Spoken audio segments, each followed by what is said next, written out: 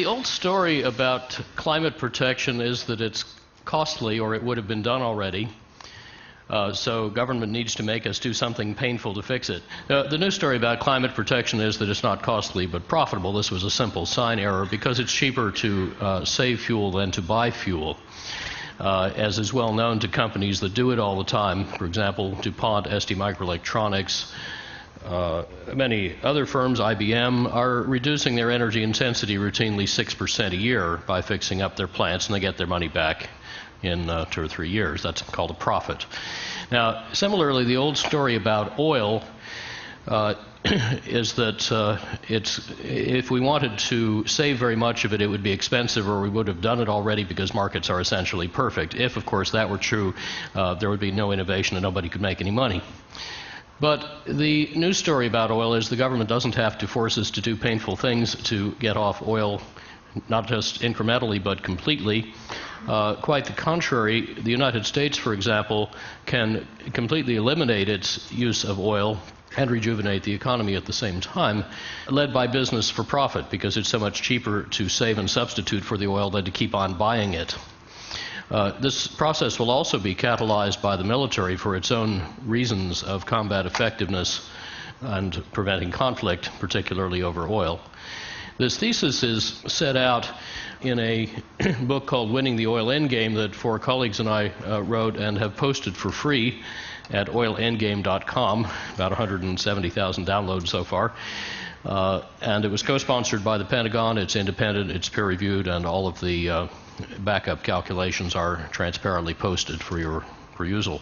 Now, a bit of economic history I think may be helpful here. Around 1850, one of the biggest U.S. industries was whaling, and whale oil lit practically every building. But in the 9 years before Drake struck oil in 1859, at least 5/6 of that whale oil illuminating market disappeared thanks to fatal competitors, chiefly oil and gas made from coal, to which the whalers had not been paying attention. So very unexpectedly, they ran out of customers before they ran out of whales. The remnant whale populations were saved by technological innovators and profit-maximizing capitalists. And it's funny, it feels a bit like this now for oil. We've been spending the last few decades accumulating a very powerful backlog of technologies for saving and substituting for oil, and no one had bothered to add them up before. So when we did, we found some rather surprising things. Now, there are 2 big reasons to be concerned about oil. Both national competitiveness and national security are at risk. On the competitiveness front, we all know that Toyota has more market cap than the big 3 put together. Serious competition from Europe, from Korea, and next is China, which will soon be a major net exporter of cars. How long do you think it will take before you can drive home your new Wally badged Shanghai automotive super efficient car? Maybe a decade, according to my friends in Detroit. China has an energy policy based on radical energy efficiency and leapfrog technology. They're not going to export your uncle's Buick. And after that comes India. The point here is these cars are going to be made super efficient. The question is, who will make them? Will we in the United States continue to import efficient cars to replace foreign oil, or will we make efficient cars and import neither the oil nor the cars? That seems to make more sense. The more we keep on using the oil, particularly the imported oil, the more we face a very obvious array of problems. Our analysis assumes that they all cost nothing, but nothing is not the right number. It could well be enough to double the oil price, for example.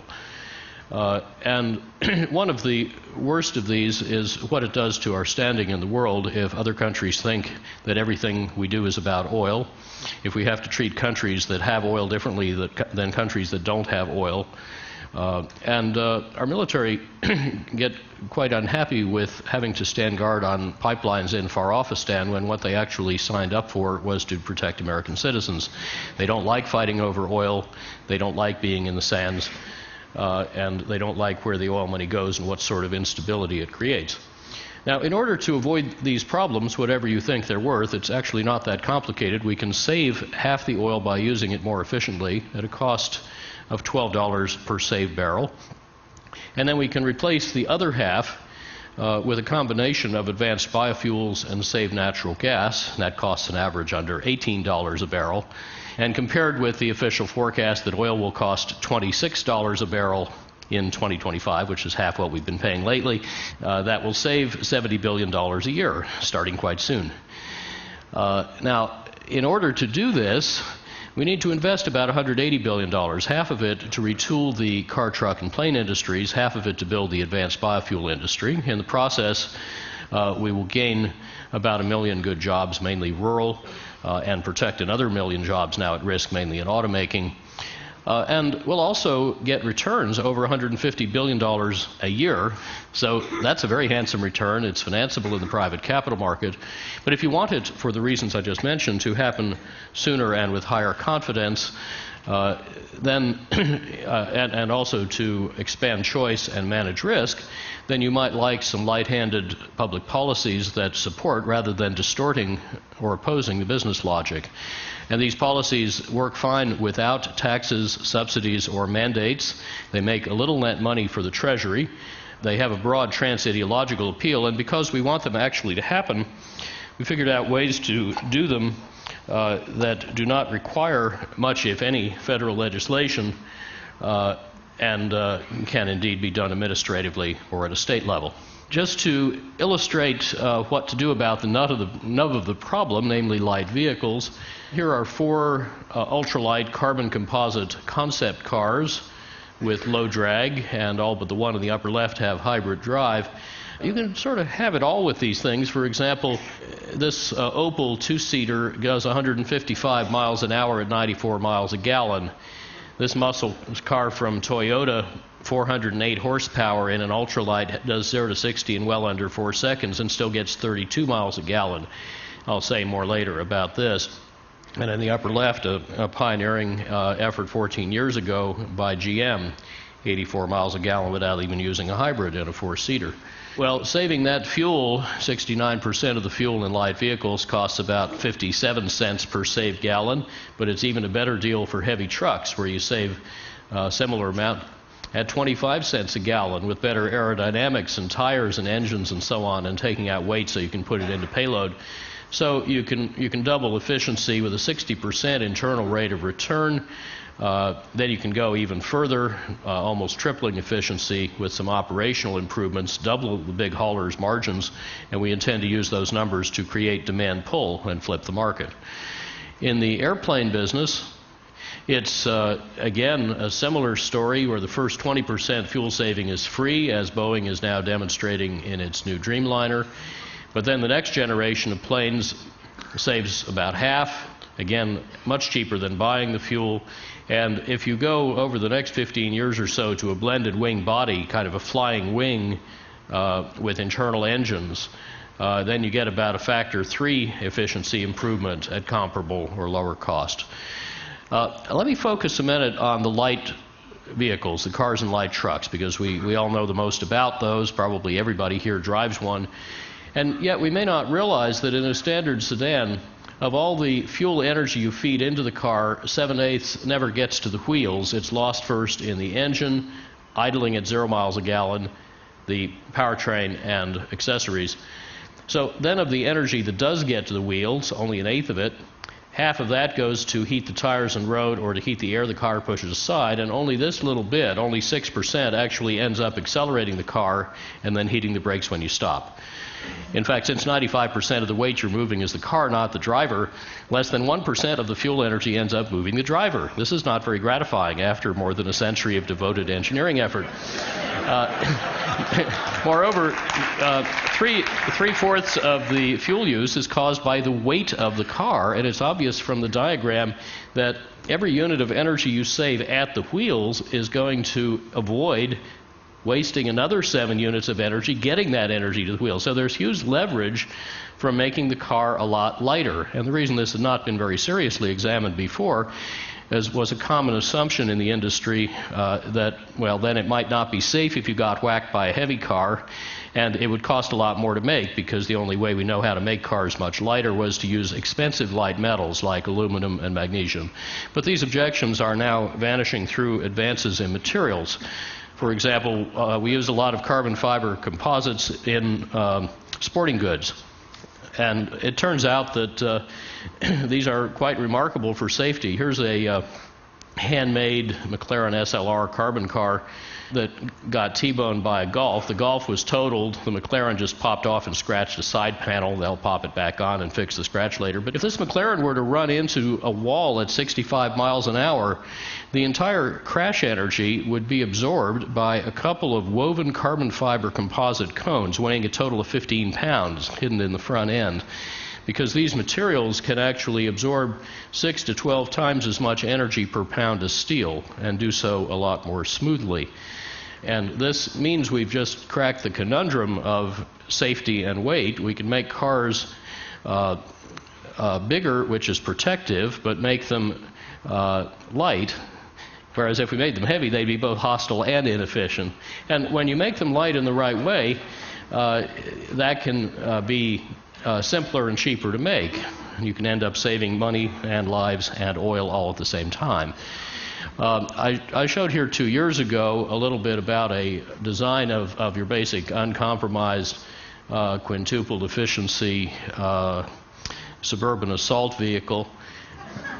And this is a complete virtual design that is production costed, manufacturable, and the process needed to make it is actually coming toward the market quite nicely. We figured out a kind of a digital inkjet printer for this very stiff, strong carbon composite material, and then ways to thermoform it, because it's a combination of carbon and nylon, into whatever complex shapes you want, like the one just shown at the auto show by one of the Tier 1 suppliers. And the manufacturing you can do this way gets radically simplified, because the auto body has only, say, 14 parts instead of 100, 150. Each one is formed by one fairly cheap die set instead of 4 expensive ones for stamping steel. Each of the parts can be easily lifted with no hoist. They snap together like a kid's toy. So you got rid of the body shop, and if you want, you can lay color in the mold and get rid of the paint shop. Those are the 2 hardest and costliest parts of making a car. So you end up with at least 2/5 lower capital intensity than the leanest plant in the industry, which GM has in Lansing. And the plant also gets smaller. Now, when you go through a similar analysis for every way we use oil, including buildings, industry, feedstocks, and so on, you find that of the 28 million barrels a day the government says we will need in 2025, well, about 8 of that can be removed by efficiency by then, with another 7 still being saved as the vehicle stocks turn over, at an average cost of only $12 a barrel instead of 26 for buying the oil. And then another 6 can be made robustly competitively from cellulosic ethanol and a little biodiesel without interfering at all with the water or land needs of crop production. There's a huge amount of gas to be saved, about half the projected gas at about 1/8 of its price. And here are some no-brainer substitutions of it with lots left over. So much, in fact, that after you've handled the domestic oil forecast from areas already approved, you have only this little bit left, and let's see how we can meet that, because there's a pretty flexible menu of ways. We could, of course, buy more efficiency. Maybe you ought to buy efficiency at $26 instead of 12, or wait to capture the second half of it. Or we could, of course, just get this little bit by continuing to import some Canadian and Mexican oil, or the ethanol the Brazilians would love to sell us, but they'll sell it to Japan and China instead, because we have tariff barriers to protect our corn farmers and they don't. Or we could use the saved gas directly to cover all of this balance, or if we used it as hydrogen, which is more profitable and efficient, we'd get rid of the domestic oil too. And that doesn't even count, for example, that available land in the Dakotas can cost-effectively make enough wind power to run every highway vehicle in the country. So we have lots of options, and the choice of menu and timing is quite flexible. Now, to make this happen quicker and with higher confidence, there's a few ways government could help. For example, feebates, a combination of a fee and a rebate, in any size class of vehicle you want, can increase the price of inefficient vehicles and correspondingly pay you a rebate for efficient vehicles. You're not paid to change size class, you are paid to pick efficiency within a size class in a way equivalent to looking at all 14 years of life cycle fuel savings rather than just the first 2 or 3. This expands choice rapidly in the market and actually makes more money for automakers as well. I'd like to deal with the lack of affordable personal mobility in this country by making it very cheaply possible for low-income families to get efficient, reliable, warranted new cars that they could otherwise never get. And for each car so financed, scrap almost one clunker, preferably the dirtiest ones. This creates a new million-car-a-year market for Detroit from customers they weren't going to get otherwise because they weren't creditworthy and could never afford a new car. And Detroit will make money on every unit. It turns out if, say, African American and white households had the same car ownership, it would cut employment disparity about in half by providing better access to job opportunities. So this is a huge social win, too. Governments buy hundreds of thousands of cars a year. There are smart ways to buy them and to aggregate that purchasing power to bring very efficient vehicles into the market faster. And we could even do an X-Prize style golden carrot that's worth stretching further for. For example, $1 billion prize for the first U.S. automaker to sell 200,000 really advanced vehicles like some you saw earlier. The legacy airlines can't afford to buy the efficient new planes they desperately need to cut their fuel bills, but if you felt philosophically you wanted to do anything about that, there are ways to finance it and at the same time to scrap inefficient old planes so that they, if they were otherwise to come back in the air, they would waste more oil and block the uptake of efficient new planes. Those parked inefficient planes are worth more to society dead than alive. We ought to take them out back and shoot them and put bounty hunters after them.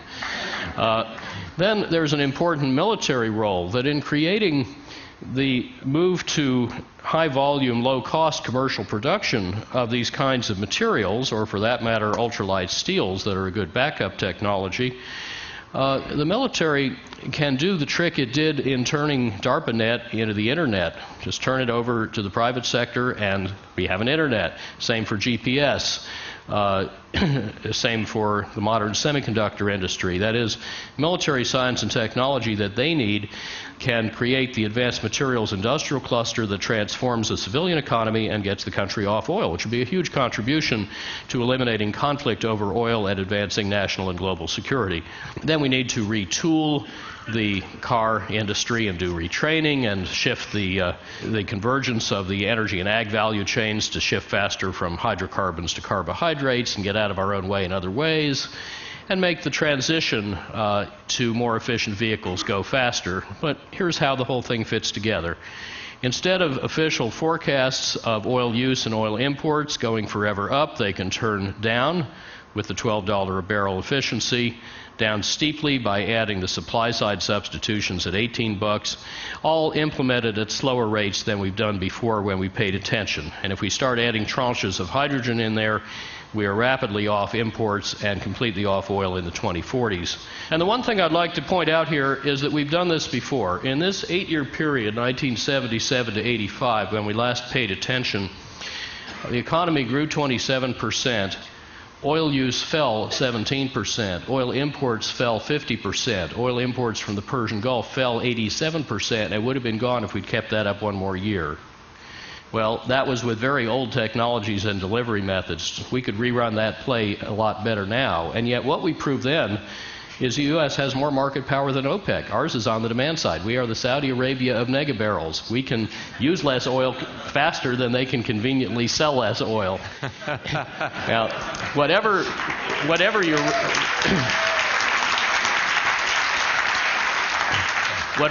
your reason for wanting to do this, whether you're concerned about national security or price volatility or jobs or the planet or your grandkids, it seems to me that this is an oil endgame that we should all be playing to win.